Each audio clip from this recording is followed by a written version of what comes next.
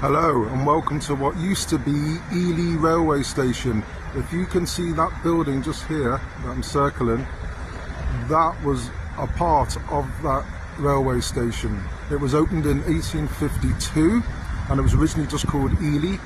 In 1924 it became Ely Main Line, maybe not to be confused with the Ely that still exists in Cambridgeshire. It had 400,000 people come here every year, mainly because there used to be a racecourse here, which kind of people stopped going to that in like the late 1950s, and it was in 1962 that it became closed to passengers, and sadly in 1963, before the beaching hacking, it was closed for good. Thank you very much.